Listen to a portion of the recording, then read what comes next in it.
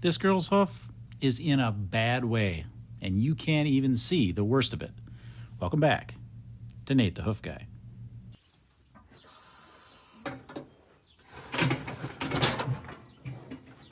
You're seeing this hoof just as I did on that first day. And now, yes, you can see some stuff starting up inside there. And as we spray this away, you get a better view of what that looks like. But once again, we can't even see the real problem that's up inside that claw. So we're gonna get this cleaned out, give you a better view, and then we're gonna get started on it. You'll see what I mean.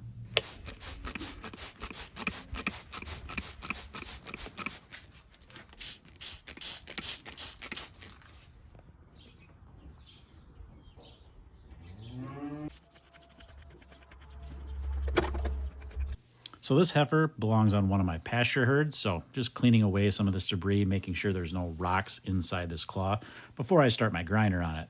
Now this first trim happened about a month ago, a little more than that, and then the follow-up, which is also included in this video, was 10 days later. I was going to put more rechecks in with this original video, but she's out to pasture with the rest of her herd mates on a different farm right now, so I won't be able to check her until she comes home this fall again. But she's doing well, in case you're wondering.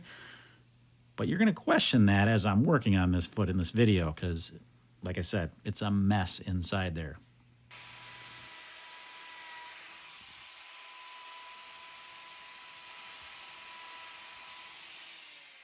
Now on a normal hoof, this area right here is going to be pretty thick with sole. You're going to see exactly what happens here as I make this first cut.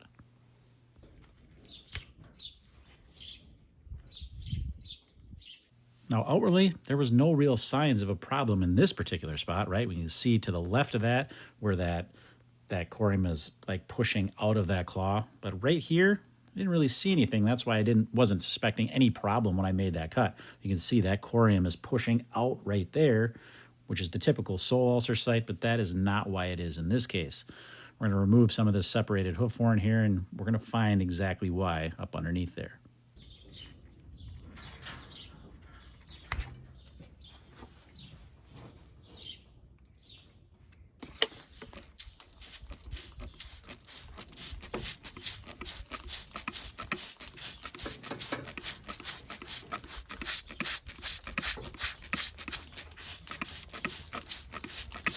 Now in real time, I still don't know what's going on with this claw. I'm going to figure it out here in a second though.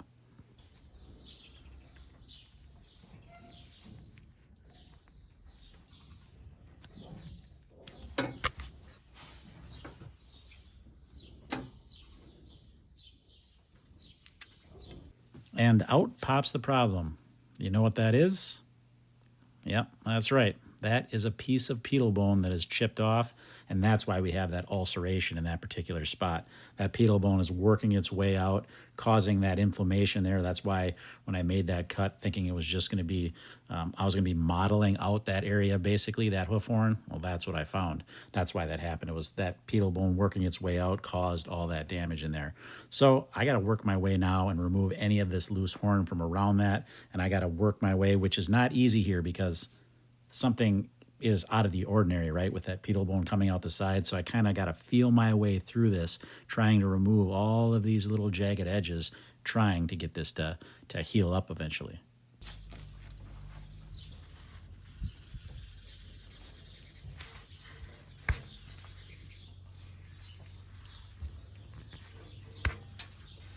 There was also some fluid working out that hairline, if you remember back to the beginning of the video. So I got to work this outside wall area out as well. There's a crack in here. That's going to connect all the way to the top as well where that pus was leaking out. So I got to remove loose hoof horn there as well. It's going to end up being that entire outside wall section, basically from the sole all the way to the top as well. So like I said, this hoof is really a mess, really complicated working on. So it's just a matter of kind of feeling your way through these, trying to remove anything that could be problematic. There you can see I'm pointing to that area that I can see is separated at that point, and then I have to take it all away. So that's what I'm doing here. I'm going to remove that. You'll get a view of that, a better view.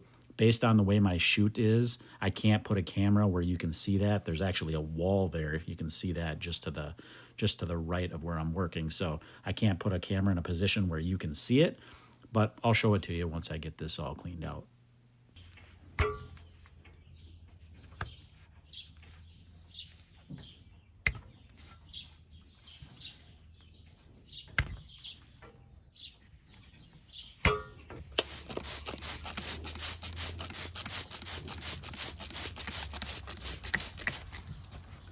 I was actually afraid as I was working on this that the entire claw capsule was going to come away, but luckily it didn't. There was still some intact there.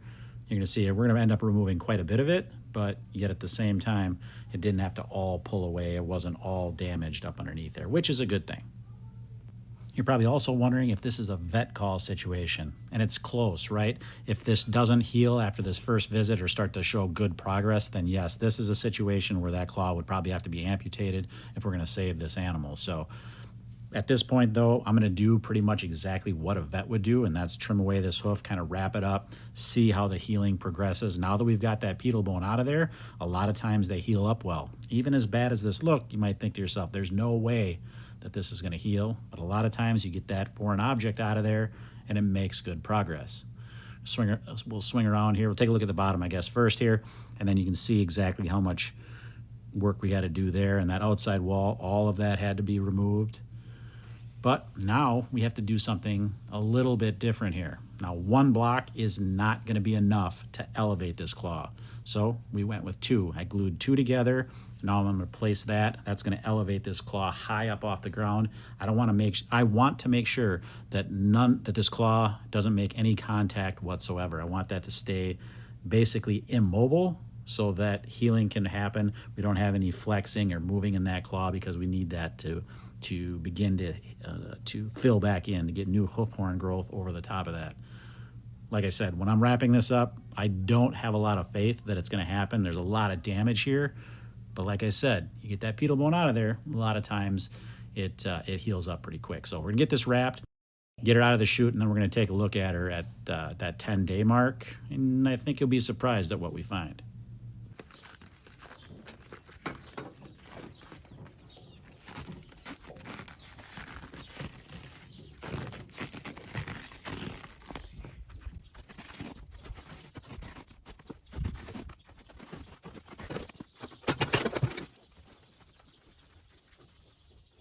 As we put this foot down, you'll be able to see the relief that that double block gives, elevating that claw completely off the ground, not touching at all. And you can tell she's thankful for it. She's able to put that foot down. She's walking away. She's still favoring it, obviously, but it's got to feel a lot better. She wouldn't put any pressure on it coming in. Now here we are, 10 days later. You see that wrap is off. Claw is still elevated. That's the good thing. That double block stayed on. Sometimes that's tough when you have that big block situation, that elevated situation, but it's on there nice and firm, and we can see our progress.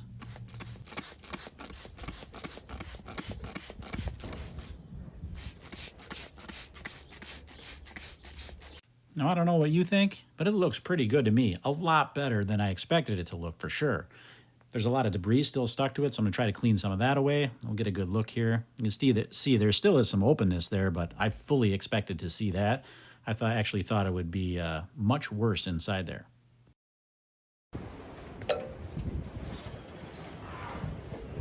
This hoof horn is really dried out nicely. Being elevated like that, that's what happens. I thought here I could just peel some of this hoof horn away too, but up underneath there is actually a little bit of what I didn't want to get cut into.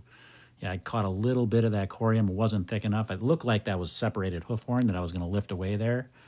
So I can see it's not terribly thick, but like I said, that hoof horn was nice and firm, which is exactly what we want. If it was soft and flaky, that would mean there was still some seepage going on up in there, some weeping up inside there. But you can see that corium is looking pretty decent. I don't want to risk causing any more damage there. That area is obviously very thin, but we've got hoof horn over the top, which is the goal.